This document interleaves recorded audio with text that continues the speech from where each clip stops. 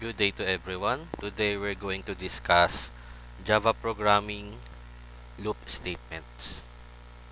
In loop statements, we have four statements we can use. First one is the for statement. While statement is the second one. Do while is the third one. For each is the fourth one. So let's start in for loop. For loop provides a concise way of writing the loop structure. Unlike a while loop, a for statement consumes the initialization, condition, and increment, decrement in one line, thereby provided a shorter, easy to debug structure for looping. So in for loop, we have three parts of parameters. So as you can see, this is the statement. We have the initialization as the first part of its parameter. Condition is the second one. Increment or decrement is the third one. Now, let's start to create a sample program using for loop. Here in our IDE, let's create a new Java file.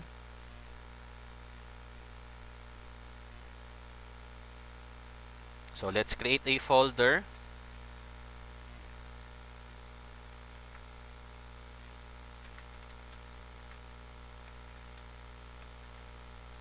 Let's name this loop statements.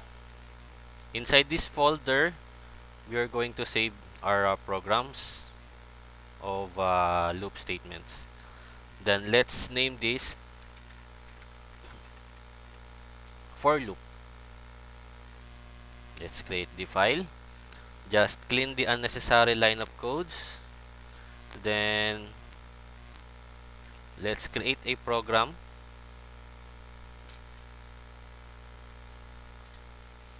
In the program, let's say we are going to create a program that will display numbers from 1 to 10.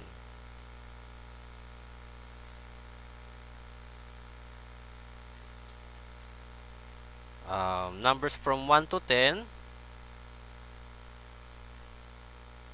So let's start in for loop. Inside the for loop, always remember we have the three parts of each parameter. So we have the initialization, condition, increment, and decrement. In initialization, we're going to declare a variable. So let's create a variable. So let's say int x. Int num. Int num is equal to 1.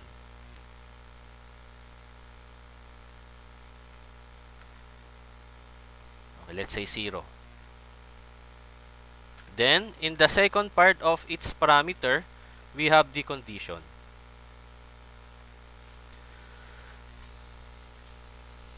So let's say num is less than or equal to 10. So this is our condition.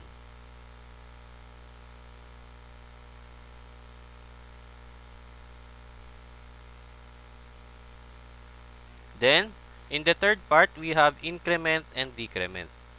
So in here, we are going to display numbers from 1 to 10. So let's put some incrementation in our variable num plus plus. Plus plus means we're going to add plus 1 each loop of the program. Then inside, we are going to display the variable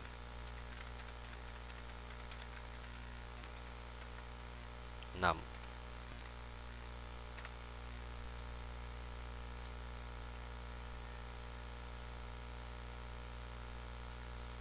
So we have the program for displaying numbers from 1 to 10 using for loop.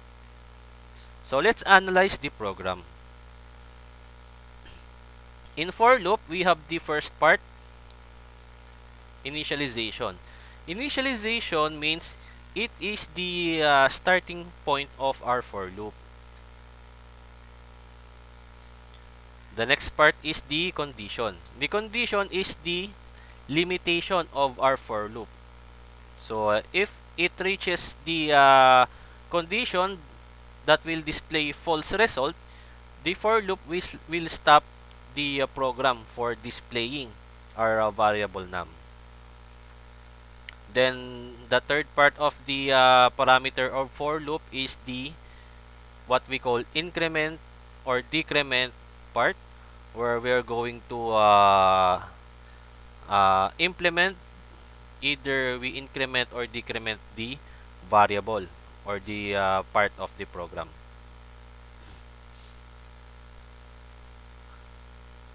So let's save this program and let's see if it will display numbers from 1 to 10. So let's run the file.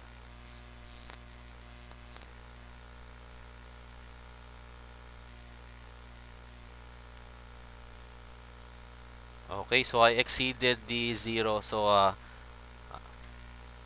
let's put 1 as the initial value of the variable num. So let's run the program. And as you can see, we have the program displays numbers from 1 to 10. So this is how we use the for loop in Java programming.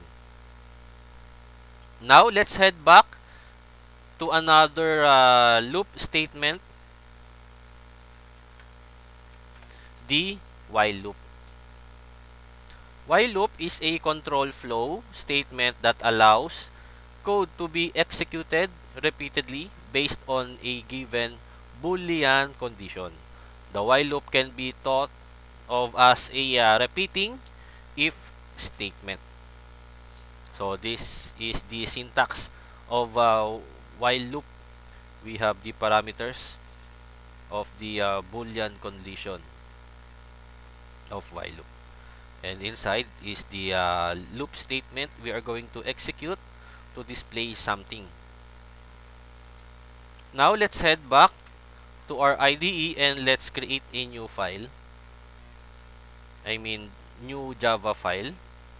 Then let's save this file in the folder we created earlier, the loop statements. Then let's name this program while loop.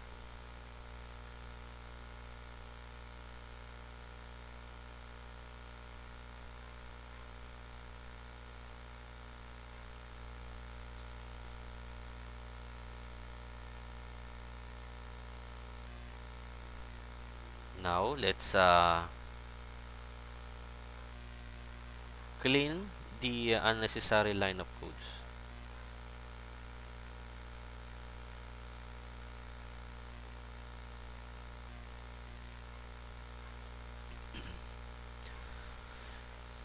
In while loop, let's create a program that will also display numbers from 1 to 10. Same as the logic we used in for loop. So in here, let's declare a variable num is equal to 1.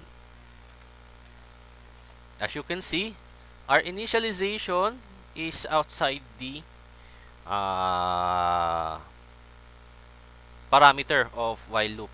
So as we discussed earlier, for loop is better than while loop because it is easy to debug, because all the details of the loop is inside the for loops parameter, which is the initialization, condition, and increment or decrement.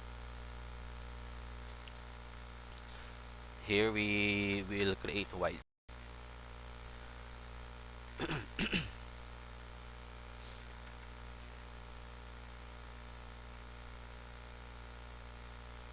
Inside while, we create a Boolean condition. If num is less than or equal to 10, it will display numbers from 1 to 10 unless it displays or it stops the loop.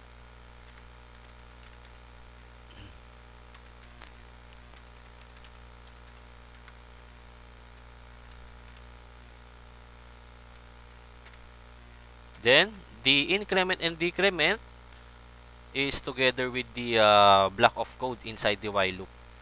So let's put num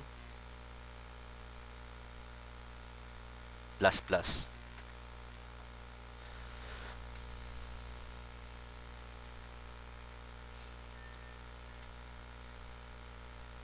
Now we have the code of while loop that will display numbers from 1 to 10. Let's run the program. If it will display correctly. And as you can see, it displays numbers from 1 to 10 using while loop. So this is how we are using while loop in Java programming.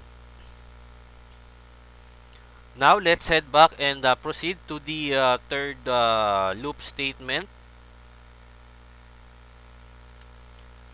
the do while loop. Do while loop is similar to while loop with only difference that it checks for condition after executing the statement and therefore is an example of exit control loop. So we have the syntax of do while loop where we can see that we have the do and the block of code. So as you can see, um, unlike while loop is running from condition first, then execution next. Unlike do while, execution first, condition next. Now let's head back in our IDE. Let's create another Java file. Just save this file together with our loop statements created earlier. Then let's name this do while loop and clean the unnecessary line of codes. So let's create a program same as the logic of for loop and while loop. Let's just display numbers from 1 to 10.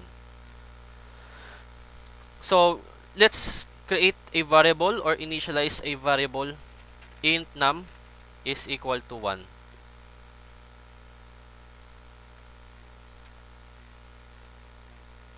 Then let's create the do while loop. Do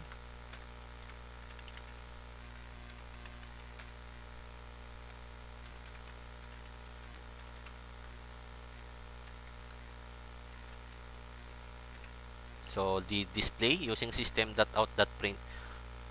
Then the incrementation which is num plus plus. After that, we create the while that holds the boolean condition.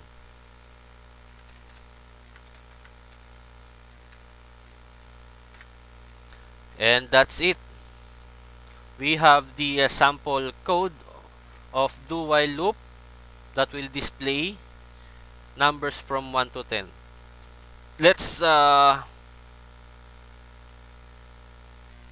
check if our program will display numbers from 1 to 10, same as the for loop and while loop.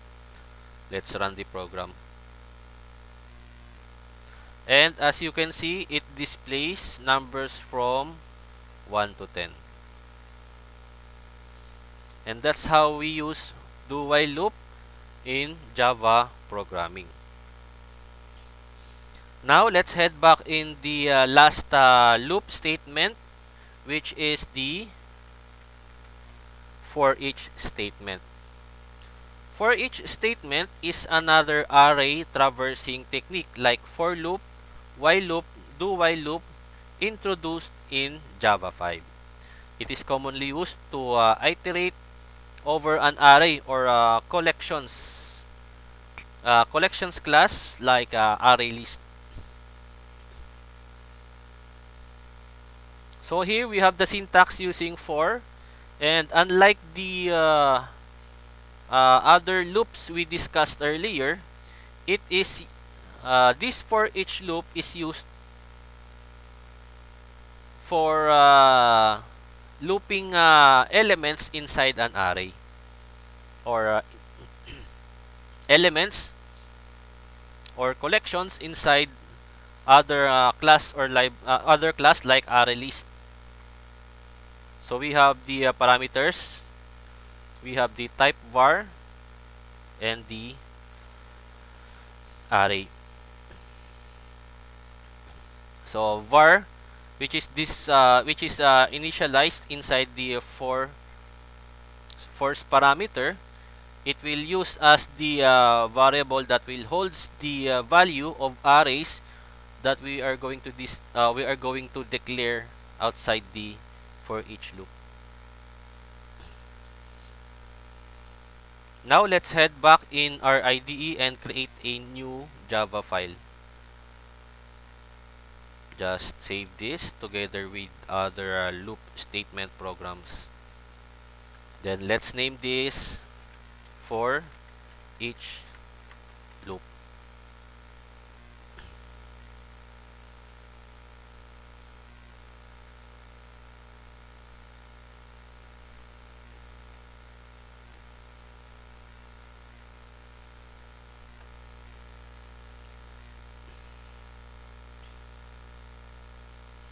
Now, let's say we are going to create a program that will display set of elements in an array. So let's declare integer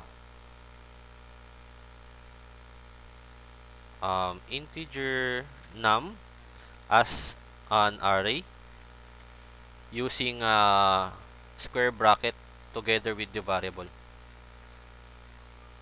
Then let's create values inside it.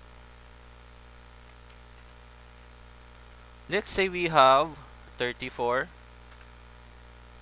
55, 67, 64, 23, 11, 45, 92, and 78. Let's say we have, how many elements is this? 1, 2, 3, 4, 5, 6, 7, 8. Let's say we have 8 elements inside an array. So using for each, we are going to display these elements. So let's start using for. Then let's create or initialize a variable that will hold the elements of our num variable. Let's say int ar and num.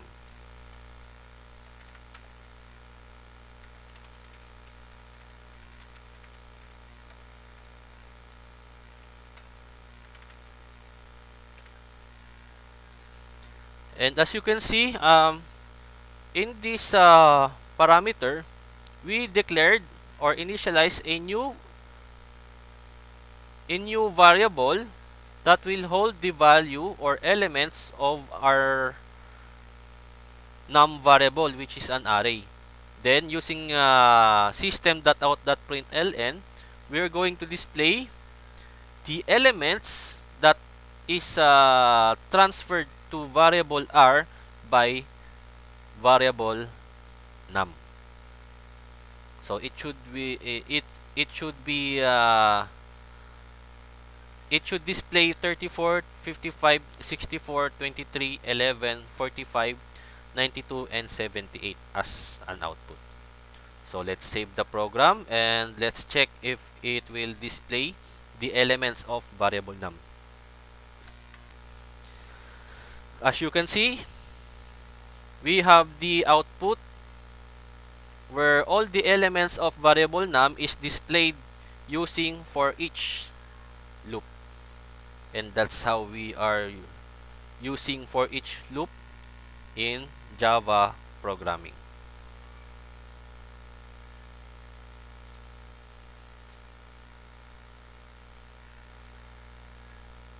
And that's it. That's how we are using loop statements in Java programming. So let's summarize our loop statements. We have for loop, we have while loop, we have do while loop, and for each loop. Now, see you next time for another topic in Java programming. Don't forget to subscribe and ring the bell of the channel.